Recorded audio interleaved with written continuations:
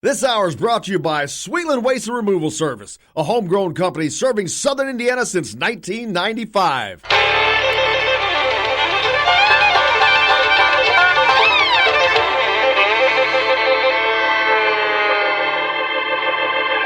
Well, we're coming to your city. Gonna play our guitars and sing you a country song. We'll all be flying higher than a jetliner. And if you want a little bang in your yin-yang, come along. And thanks a lot for taking us along wherever you're going, whatever you may be doing. We appreciate you taking Indiana Sports Beat along for the ride. Jim Coyle with you here, as always. Jake at the wheel, keeping things on the track. Hope your week has been a good one. And if not, hope you're ready for the weekend, as we certainly are, as we're heading in that direction here on this Friday. A lot to get to on the program today. We get the opportunity to talk to our old friend Dustin Dopirak from The Athletic. A lot to going on, a lot to talk about. The NBA draft is coming up. Big news with the NCAA calling out at least six programs that will be under investigation. Some of them probably already are under investigation, but a lot to talk to there. Some recruiting news. Another visit coming for Indiana. Some football news, not always good, but plenty to get to. Like I said, the NBA draft is coming up as well. That's next week. Romeo Langford from Indiana, of course, in the draft. Expected to go anywhere from 15 to 20, to be honest with you, is the window that I've kind of seen it meted down to. But you never know. It depends on who does what. Trades happen. Trades at the last second happen. Needs change. So you never know who's going to go where. The guys at the top, probably not chance of a change there. But he did receive an invitation to the green room for the NBA draft. So that means he's one of the people that is potentially going to be called in the lottery, which is always a good sign. Which that still fits in the lottery, I think, ends at 16. But I think he's going to go anywhere from the very end of the lottery to the top 20. But like I said, you never know. You never know what's going to happen. But the one thing that's going to happen for sure is he's getting drafted, and he's going to be a millionaire within a week, a multi-millionaire within a week. So congratulations to him no matter what. But, of course, we'll continue to follow that and keep up with that. Last night, of course, in the NBA, the finals, Toronto wraps that up. Their first NBA championship as the Golden State Warriors tried to go all Rocky. Man, you talk about bad luck. They lose Kevin Durant the other night in Game 5 after being gone for a long time as it was, but he comes back to play and ends up with a horrible Achilles injury, which that could keep him out for up to a year. Who knows?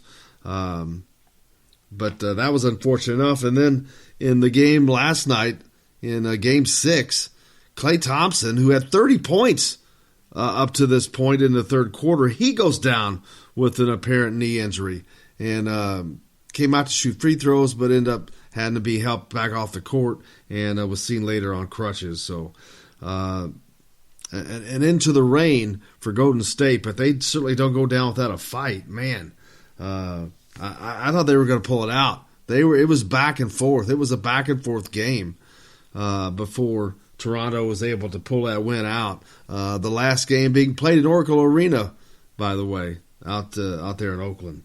But congratulations to Toronto. OG Anunoby, a former Hoosier. He's got him a ring now, man. He's got an NBA championship ring, as does Danny Green, brother of Devontae Green, current Hoosier. Devontae, I'm sure he's enjoying that. He may have been there. Who knows? Probably was. That would have been a cool thing to attend. But the Toronto,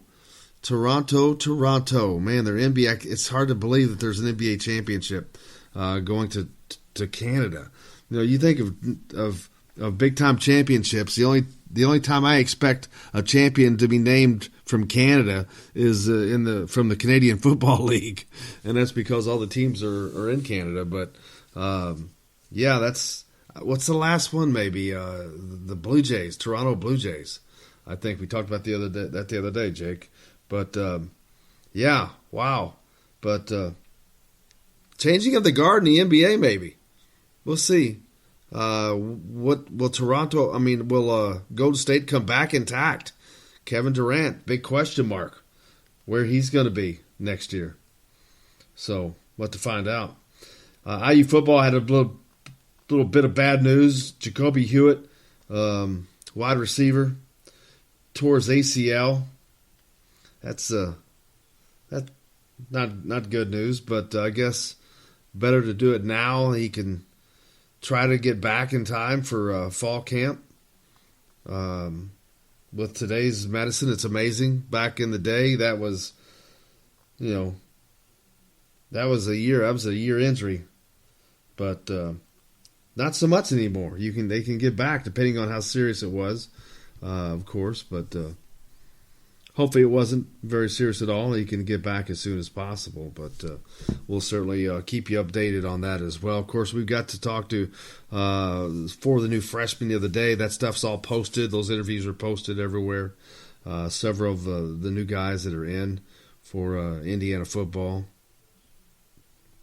But also, there's a lot of news in recruiting for Indiana.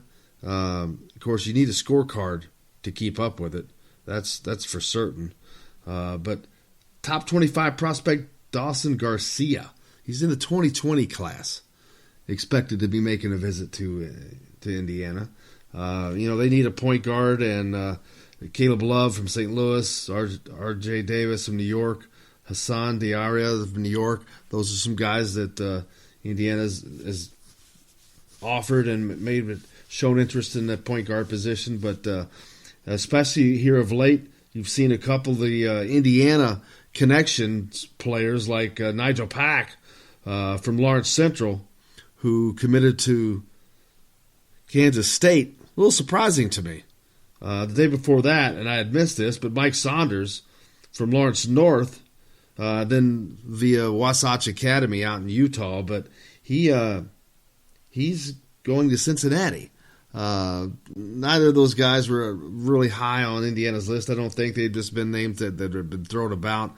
The last I'd heard with Nigel Pack is he hadn't had much conversation with Indiana in a while. But still, I was just surprised to see those guys commit that soon. But they get something that seems like it's going to work for them, then hey, they're all in, right? Why not? You got to get it while the getting's good. Make hay while the sun's shining, so to speak. But Dawson Garcia, he's a top 25 prospect, man. He's one of the big-time names that Indiana's trying to hit on. Archie Miller and Tom Ostrom, along with Bruiser Flint. Saw him play the other day. This Pigs.com reported that. He's a big 6'10 dude, man. He's a big guy. He's also out of the same program that Race Thompson came through up in Prior Lake, Minnesota, D1 Minnesota AAU program. That Coach Ostrom has a nice contact pipeline, little Minnesota pipeline. But Miller and Ostrom made an in-home visit with Garcia recently. So there's some interest there. They definitely need a big guy.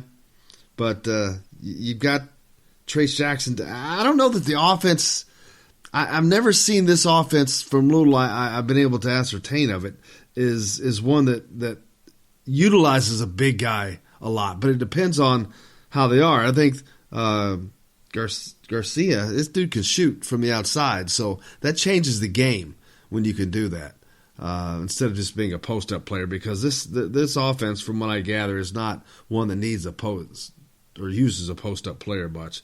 They use a lot of guys that are interchangeable, especially that 6'7", 6'8" wing. But when you can get a big guy that can shoot, like Trace Jackson Davis, I'm sure is working to improve his game and get it pushed out to the perimeter as quickly as he can. But look forward to that as well. Brenna Wise and Jeremy Gutner, named IU's Big Ten Outstanding Sportsmanship Award by the Big Ten, so congratulations to them. Don't forget Jordan Hulls' camp is coming up June 19th through the 21st. That's at Bloomington South. Grades 2 through 5, $100. 6 through 11, $125. It's co-ed. Walk-ups are welcome. So come on out. You can just reach out to jordanhulls1.com or Jordan Hulls Academy to find out any information that you need for that. But that's coming up soon as well. Camp's going on all over the place. But on the show today, Dustin DePirick. We're going to talk about the NCAA announcement that just came out in the last couple of days. And we're going to have a reboot with Jordan Hulls. We've got plenty to get to. Thanks a lot for joining us here on Indiana Sports Beat. Coming to you from the Golf Club at Eagle Point Studios. I remember not too long ago, I went to a theater and I saw the Kool and the Gang show. I always wanted. Hello, everybody. Jim Coyle from Indiana Sports Beat. When I'm not covering the Hoosiers, you can find me at Bubba's 33 in Clarksville, located on the northeast corner of I-65 at Veterans Parkway. Bubba's 33 has hand-tossed pizzas, bold burgers, and ice-cold beer from a select list of local craft brewers. An incredible food selection, all made fresh daily. Whether you're meeting the team for that post-win meal in the family dining area or meeting friends for happy hour to watch the game on one of Bubba's 50 TVs. Bubba's 33 in Clarksville. Pizza, burgers, beer. We all want a winning smile for those championship photos, and that's exactly what you will get at Reynolds Family Dentistry in Sellersburg. Reynolds Family Dentistry has been serving the dental needs of Hoosier families for over 30 years. Let Doctors Roger and Jay Reynolds take care of your family. Just off of I-65 at 809 South Indiana Avenue in Sellersburg. Call 812-246-3368. That's Reynolds Family Dentistry, 812-246-3368.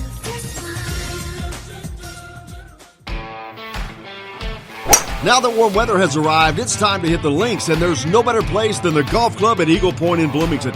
Voted best golf course by the readers of the Bloomington Herald-Times, the golf club at Eagle Point is under new ownership, has new fairways and bunkers, and it's open to the public.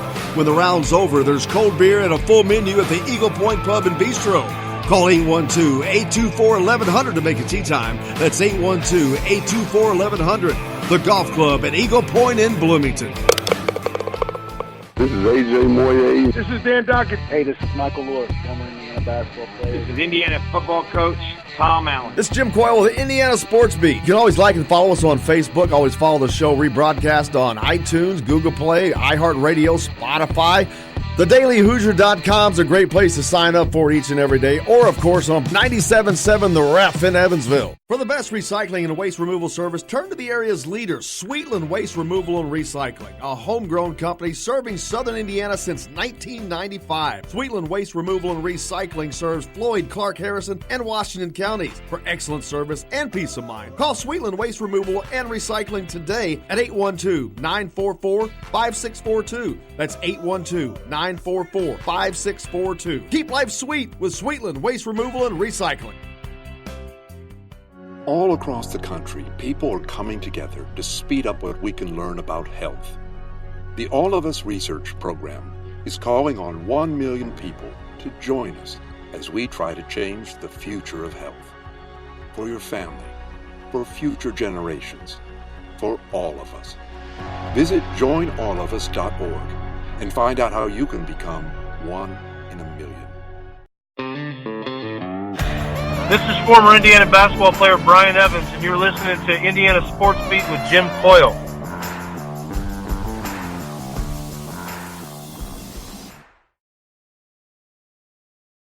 Today's guest is brought to you by Reynolds Family Dentistry of Sellersburg. You need $1 million smile for those championship photos, and that's exactly what you'll get with Reynolds Family Dentistry.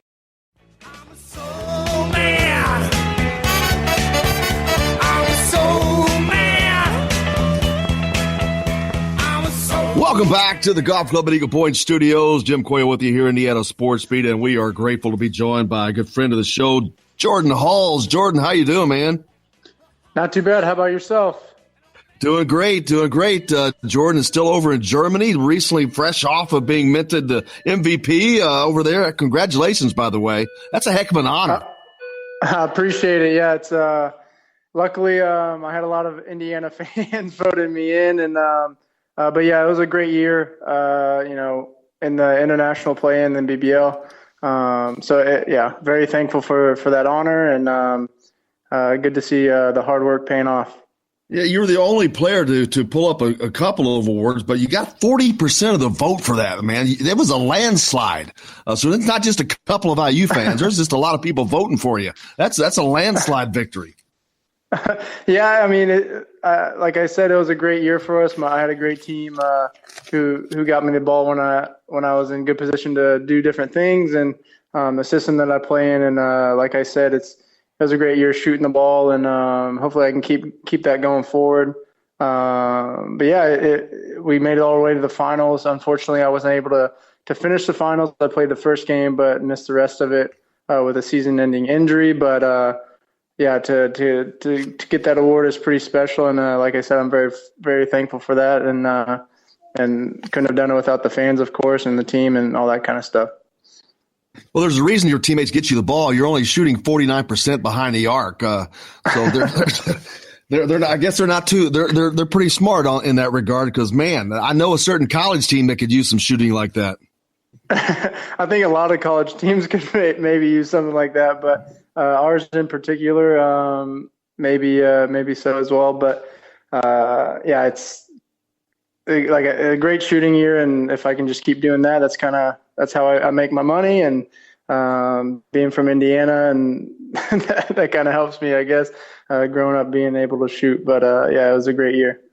Well, and what's it like being, you're obviously from Bloomington, Indiana, but it's not like you've been hidden away in the sticks, but to live in a foreign country, to not only to make your living in a foreign country, to live in a foreign country and to make your way over there, your family and all that, that's got to be quite an adjustment.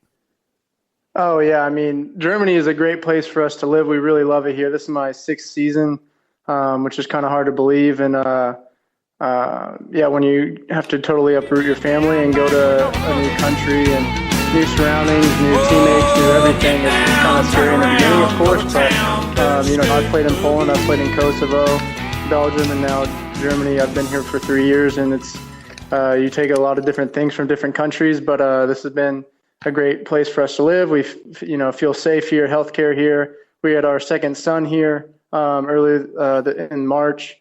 So it's very comforting, when my family feels comfortable and we're surrounded by good people, that's all I can ever ask for. So on the court stuff is always good to have when that's going well too. But as long as my family's happy, and because it's hard, my wife has to make a huge sacrifice leaving her family, which is now my family, back home, and we're a long way away from our friends and family for an extended amount of time. So it's a huge sacrifice for them. So when they're happy, I'm happy as well. Now, there's a lot of former Hoosiers playing in various teams in Europe. Are there any that are in your league or that you get to play against? Nobody from IU per se, but a lot of Indiana kids over here for sure, man. It's unbelievable the amount of Indiana kids who have a lot of talent and wanted to pursue their basketball careers. After college, Braden Hobbs is a kid from Southern Indiana that I grew up playing AAU ball with, and he plays in this league. Jake Odom was in this league last year. Chris Kramer from Purdue. We have tons and tons of other Indiana talent here, which just makes you realize how small of a world basketball is. Braden Hobbs from New Albany High School actually went to Bellarmine, I think, won a Division II national championship at Bellarmine. For sure, yeah. He was, he stayed close to home. He's a high caliber player, and he's playing on the best team in Germany right now. Doing what he does, making other people better, shooting the ball well.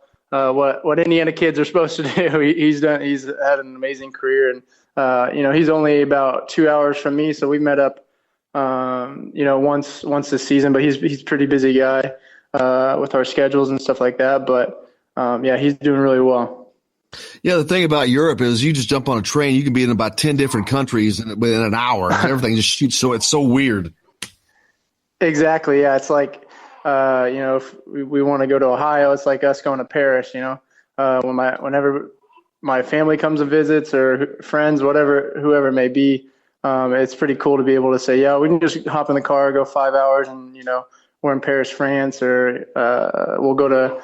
One year we went to Normandy, France, when I played in Belgium, like all sorts of things, and pretty unique opportunity. While we're still young, fairly young, we have 2 kids now, but we still get to travel around and see the world. And my 2-year-old son, he's learning German. He's in German school, so it'll be cool once we're back stateside that he'll be able to tell his friends, I grew up in Germany, and then his little brother was born in Germany, and we got to travel the world. For this extended amount of time that we're over here. Yeah, you're already giving them stories that they don't even know that they're going to have to tell 10, 15 years from now, 20 years from now. These are stories that they're going to get to tell, that they're developing. They don't even know that yet. Exactly. It's really cool as a parent just to be able to give them that opportunity. And like I said, it doesn't come without sacrifice, being away from their grandparents and stuff like that. But cousins, aunts, uncles, all that kind of stuff. But it's in the grand scheme of things, it's a short amount of time compared to the rest of our lives. So if we can make these memories now and continue to build relationships elsewhere and then settle back home, that'll be a pretty cool thing for us. I promise you, it goes fast, brother. My daughter's 16th birthday is today, so we're celebrating her birthday today. I'm looking forward to that. But oh, wow. Tell her happy birthday for sure. We'll do that. But, yeah, it goes so fast. But also, when you were playing at Bloomington South High School, did you ever dream that you would be making a good living and playing around the world and get to go to these awesome countries and do things? Was that even a dream at that time? Man, I've always wanted to play professional basketball. When I was that young, though, I never even realized you could come over to Europe and play basketball and make good money and play at a high level. NBA was always my dream, will always be my dream. And growing up, that's all I ever cared about was, getting my schoolwork done and then getting back in the gym and trying to be the best player that I could. So it's kind of a surreal feeling to know that, I'm living out my dream. I don't have to do a 9-to-5 job or anything like that at the moment. So it's something that I cherish. And every day I go into practice, I got to remind myself to be thankful for the opportunity because you never know how long you'll be able to play. And I've been blessed enough to play 6 seasons, and I signed back here for a 1+1. So probably 2 more years here. And so if I can just keep playing as long as the wheels are going and I'm shooting the ball well and my wife lets me, I'll play until that day. And also, you don't not just playing, but you give back. And we've got something coming up, the JH1 Skills Academy, which is your skills academy. You've got your camps that are coming up at Bloomington South High School, not that far away in June 19th and 21st. You've got it set up for grades 2 through 5. It is only $100, and grades 6 to 11 is $125. But that's got to be a great feeling for you too, to be able to, because these kids, they look up to you. I mean, you're a former Bloomington South athlete, you're a former IU athlete, and now a professional basketball player. I mean, you're someone that they idolize, and to be able to touch their lives. I'm sure you had people that when you were their age that did that for you, but it's got to be awesome to be in that position. No question. It's always been something I've been passionate about, giving back to the community and impacting lives, and not just on the court, but off the court as well. I feel like I could be a good example. I'm not the biggest, the tallest, the strongest, or the best at anything really, except I could control how hard I worked and the effort I put into it and those kind of things. So those are the kind of things I try to tell the kids, whether that's if they do want to play basketball or baseball or whatever sport, or be a doctor, lawyer, teacher, whatever it is, if you can take the game of basketball and take from it the teamwork aspect, the hard work aspect, all those different characteristics into your real life, then, I think I've been able to make an impact that way. And I've been fortunate enough to do this every year so that I've been a pro, that I've been able to do the camp. So I do it every summer in my hometown. And like you said, just trying to reach as many kids as possible, different age groups, different skill levels, doesn't matter. Boys, girls, if you're able to come, then we'd be more than happy to have you there. We try and make it more of a skills camp as opposed to just rolling the ball out there and playing. So I emphasize a lot of skill work, 6 different stations where we specifically try and teach the fundamentals of basketball, because I think that's what kids are missing these days. To just go out there and chuck up three-pointers and hope it goes in, and don't have correct form or correct passing form, or don't even know how to box out properly. Those kind of things are what I try and teach. And I have a great coaching staff, and I'm able to have my family involved as well, with my dad, my sisters, my mom, my wife, everybody's involved. So it's a fun thing for me, and I look forward to it every summer. I wish I had more time to do more camps all over the state, but I just haven't gotten to that point yet. But maybe once I'm done playing, or, my kids are a little bit more grown, then I'll be able to do something like that. And talk about the three-point shot, one of your specialties, obviously. The news looks like it's going to, in the NCAA level, it's going to move back to the international line. You think that's good for the game, helpful? You think that's helpful for the game, or is that getting the college game more in step with the international level, or how do you see it impacting college? Yeah, I didn't realize that rule was going to go into place. I mean, there's always going to be pros and cons to each thing. If you look at the 3-point percentage, I don't know this off the top of my head, but I'd be curious to know what is the 3-point percentage in this era as opposed to what it was when it was closer. And is that really improving the game of basketball? Everybody always is already relying on the 3-point shot so heavily anyway. I mean, for shooters, I don't think if you move it back, if it's really gonna change how you shoot your shot or anything like that. Form wise, or if you move it 2 feet back, for me, it doesn't really make that much of a difference. But that's very interesting that they're doing that to get guys ready for the next level, perhaps, and to shoot more threes or space the floor more. I don't want to talk into it if I haven't done my research on it though, but.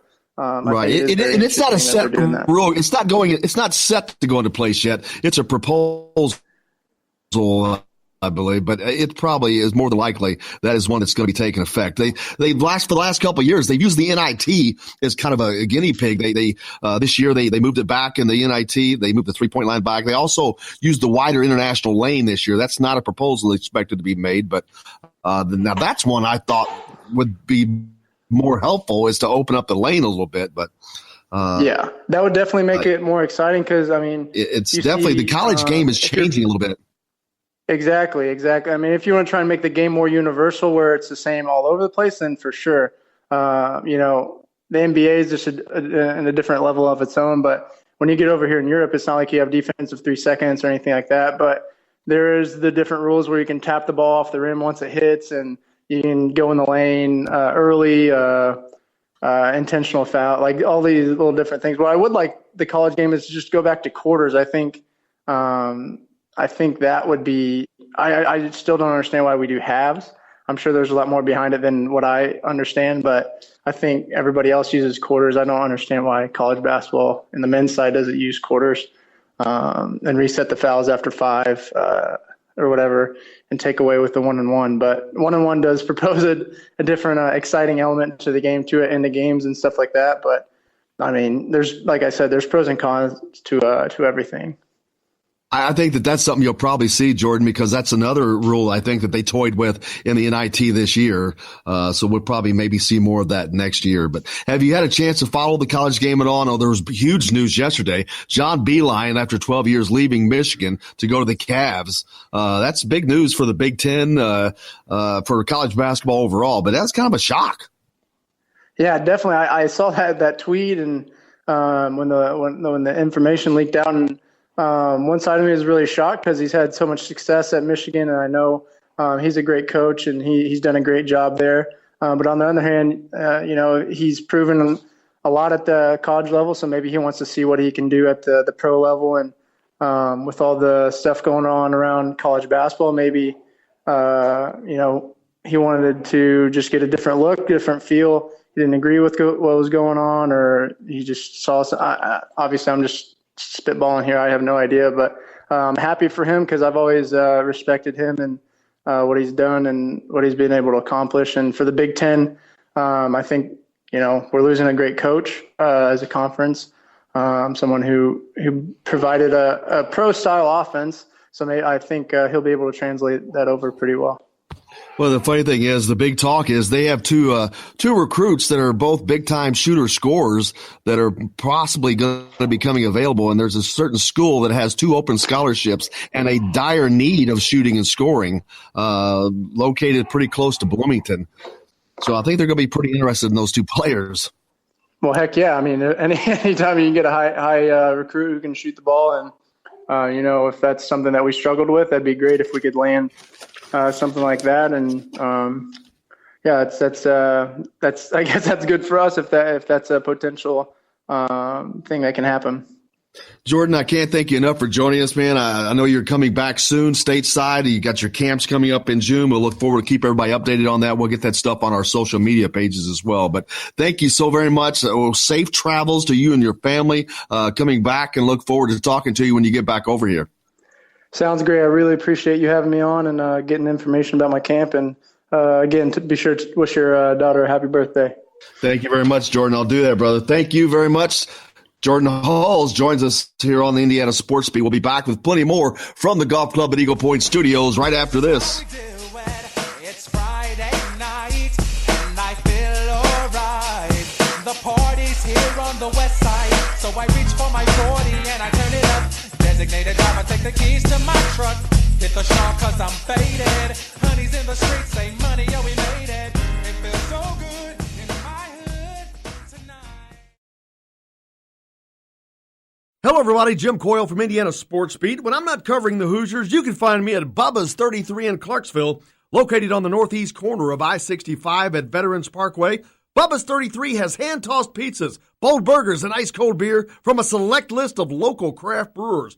An incredible food selection, all made fresh daily. Whether you're meeting the team for that post-win meal in the family dining area or meeting friends for happy hour to watch the game on one of Bubba's 50 TVs. Bubba's 33 in Clarksville. Pizza, burgers, beer. We all want a winning smile for those championship photos, and that's exactly what you will get at Reynolds Family Dentistry in Sellersburg. Reynolds Family Dentistry has been serving the dental needs of Hoosier families for over 30 years. Let Doctors Roger and Jay Reynolds take care of your family. Just off of I-65 at 809 South Indiana Avenue in Sellersburg. Call 812-246-3368. That's Reynolds Family Dentistry, 812-246-3368.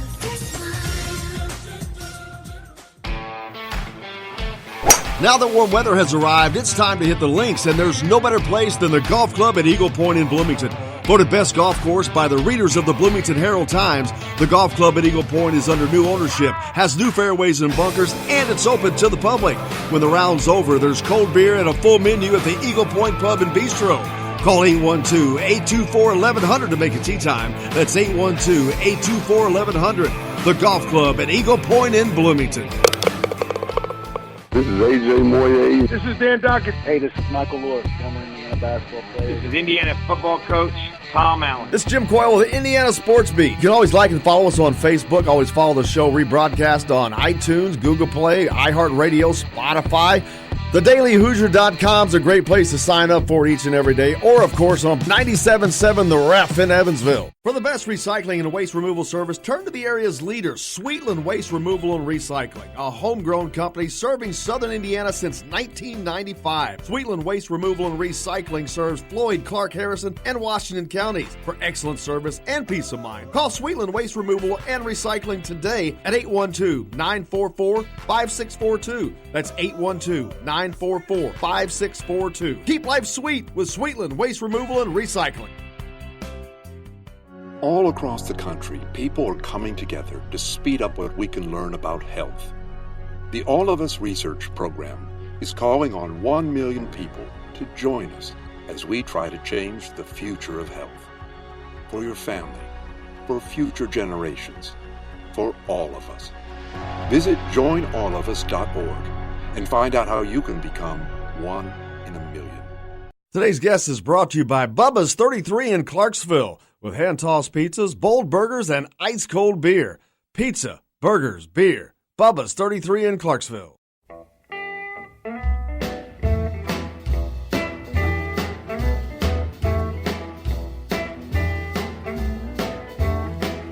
Oh, smokestack lightning, shining just like gold.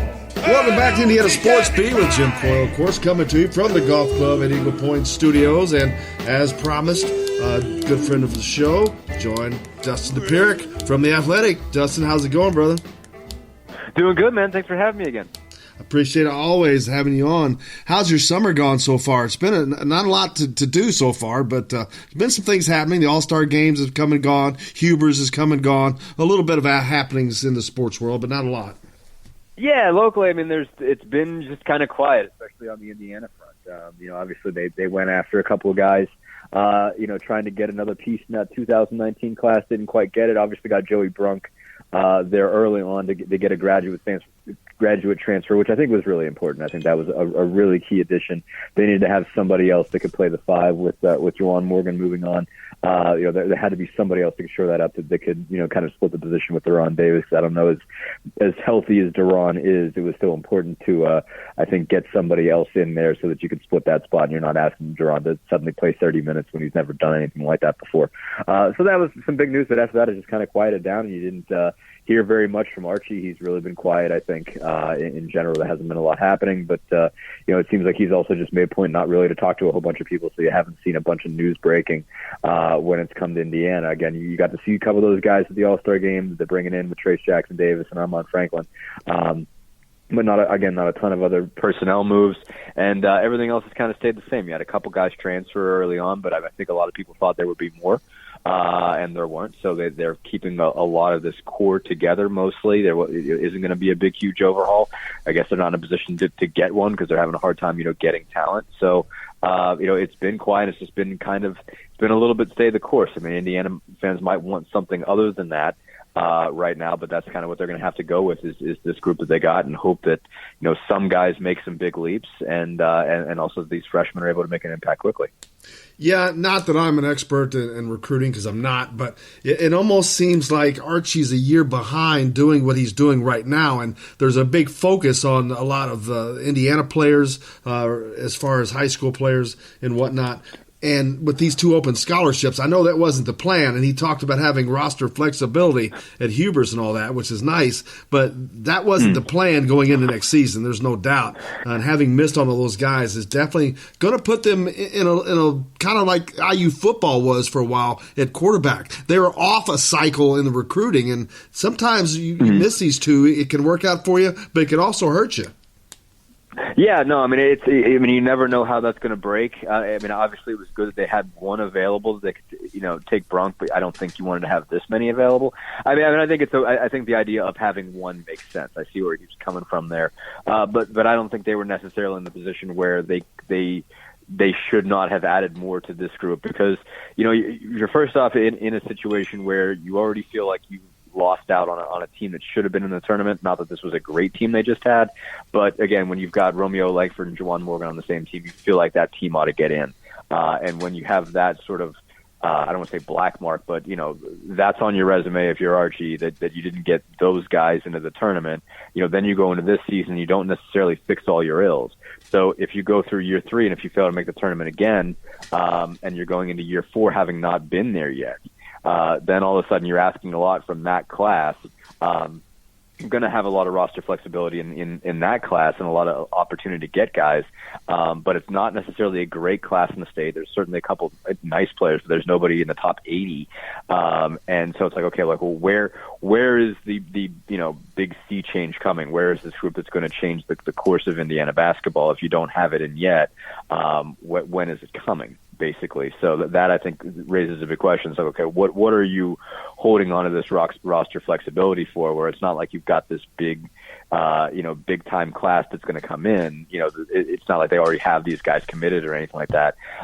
So it just if you're an Indiana fan, you're like looking around, just thinking, okay, what's the plan here? When is this going to change? It's not to say that it can't get better. It certainly can.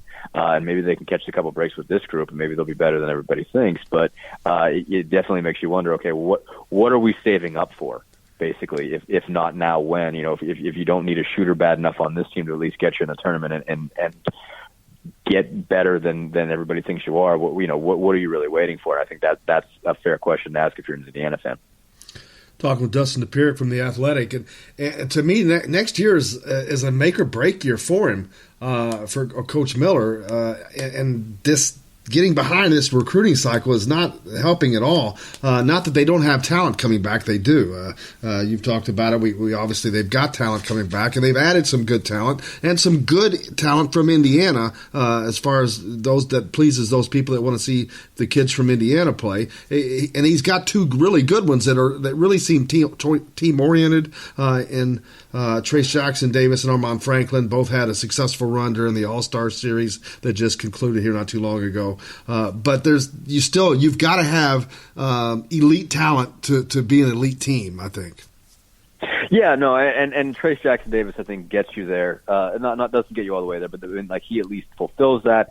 I don't know, he's not a guy like a Romeo Langford that's going to be a sure thing, one and done. I mean, if he becomes one, that means he accomplished something. That means he's better today than, better at the end of next year than he is right now. Nobody is going to put him on the top of that list next season. I think everybody presumes he's got at least 2 years in him before he's ready to move on. So that kind of helps your cause. He's kind of a piece you can build on a little bit, and he's not necessarily a guy that you look at and say, well, you're on the way out the door. So that obviously helps him. He's at least part of that discussion. And I think Armand Franklin is a really good player. I mean, I don't know if he's elite talent, but he's got the skill set that they've been lacking. I mean, he's a guy that can shoot it. You didn't see a ton of that at the Indiana All-Star game, but I mean, he's got a nice shot, and he's right around 40% as a high school shooter. So you'll take that. He's pretty smart fundamentally. He can hit some shots off the bounce. Smart passer, cares about defense. So he's a guy that helps you out on the perimeter. So they're definitely guys that make you better. There's no question about it, but. Again, it's not a whole sea change. You got to hope, basically, if you're looking to make a leap, if what you're kind of hoping and praying on is one, Jerome Hunter gets healthy, and it's hard to tell where, when, and how that's going to happen because apparently it's not a situation. They won't obviously disclose much about his condition, but it's not a situation where if you watch him running and jumping, then okay, he must be on his way back. It doesn't necessarily mean that. It's obviously a condition that's got to, pass some barriers that aren't just his ability to get up and walk around and do things physically. There's got to be something else involved there, and nobody's willing to tell, the media say publicly what exactly that is. But if you get him, that obviously helps you. That makes a big difference. So, maybe he's a guy that you can rely on to be a go-to scorer or something like that. Maybe that adds some talent. You're certainly hoping that Rob Finney makes a leap. Would he'll be healthy, obviously having gone through the concussion last year that really set him back for most of the month of January, and he really didn't seem to be himself until March. You imagine him at 100% and Jerome Hunter at 100%, and all of a sudden things look a little bit better. You throw Trace Jackson Davis in there. Maybe you've got three really good players there. You hope maybe Justin Smith figures it out to some extent. Again, you get Deron Davis and Joey Brunk in the center position. You feel all right about that. Maybe you get something out of Devontae Green. Maybe, he calms down a little bit and you just see more of the good Devontae as opposed to the bad Devontae. Maybe all those pieces come together, but I mean, that's really banking on a lot of things to go right. Talking with Dustin DePierick, covers the Indiana Hoosiers for the Athletic. Big news came out yesterday from the NCAA, which not really shocking. But basically 6 schools were put on notice. They didn't name the schools, but you don't have to dig too far to figure those out. The fallout from the FBI corruption trial seems to be now filtering down to the NCAA. Yeah, I mean, the NCAA has basically been waiting on this, sort of sitting on their hands and saying, not sitting on their hands, that makes it sound like they've been lazy, but it's basically like, okay, I think basically it was a situation where, okay, while this trial is going on, they really couldn't do anything. They had to kind of find out what all was going to come out and then figure out what they could and should do from there, because you don't really want to, do your own investigation when the FBI is doing one. That's a good way to get in trouble. But, so now that they've had the opportunity to take what the FBI got, what that trial produced, and determine on their own what violates their laws, their bylaws, now they're able to kind of, start to mete out their own punishment. So you're going to start seeing that. Obviously, there's a lot of names. I wouldn't be surprised if it ends up being a lot more than 6. It's not going to be massive. I do think that people thought it was going to be worse than it ended up being, which says a lot, because I think it just speaks for how poorly everybody views, or not necessarily how poorly everybody views college basketball, but everybody sort of presumes that everybody's getting paid. And that didn't necessarily prove that, but it certainly showed that a lot of that is going on. And it just, sort of blatant cases of guys getting money or agents getting involved in the situation, and making sure that players go to certain places. Obviously, you saw a lot of ugly underbelly through all of this in terms of guys, and I think it's kind of surprising that you haven't seen more coaches, either fired or disciplined or anything like that, because a number were implicated, or a number of programs were implicated in some way, where you obviously has to go back to the coach. So you definitely learned a lot that I think a lot of people thought was there. And I think maybe people expected more to come out from this one, but certainly a lot of ugly stuff came out during that trial. Yeah, as of right now, as far as I know, Rick Pitino was the only one to have lost a job as far as the head coach goes, and but there are other head coaches who have been implicated. Sean Miller, for one, at Arizona, which they were already named to be under investigation. But you also have a case like Will Wade at LSU, who LSU originally suspends him, but then they reinstate him because they basically he refused to meet with them, which was probably smart on his end. It was the old fight it, don't give in to them, but they didn't really have anything. The FBI had it. The NCAA didn't have anything, so they were forced to reinstate him. Now that it's coming back around, they can use this FBI information, but I'm not sure what they end up having, because he never mentions, even though he's caught on a wiretap, he doesn't mention money or amounts or anything like that. So we could see a situation where, who knows, that he's able to escape this, which bodes importantly, because you've got someone like Trenton Watford who just committed to LSU. Where's that going to leave him? Yeah, no, I mean, there's so many moving pieces to this, and again, it obviously rings a whole bunch of bells when you have a situation where you have a guy who gets in trouble for something like that, and then he goes and gets a 5-star player. So it's like, okay, well, what was going on there? How did that happen? How did that come to pass? And can you trust that was on the up and up? I mean, and who knows? I mean, and who knows when it comes to any of these guys? It sounds like the only person that everybody thinks is clean in college basketball is John Beilein, and now he's out of college basketball. So you don't know what they're going to be able to get to.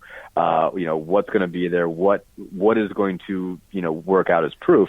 And it does seem like you do have more schools that are willing to fight back when it comes to NCAA imposition. I mean, I think, definitely there was a couple of cases where, at least from a procedural standpoint, the NCAA seemed to maybe overstepped its bounds within the last 10 years.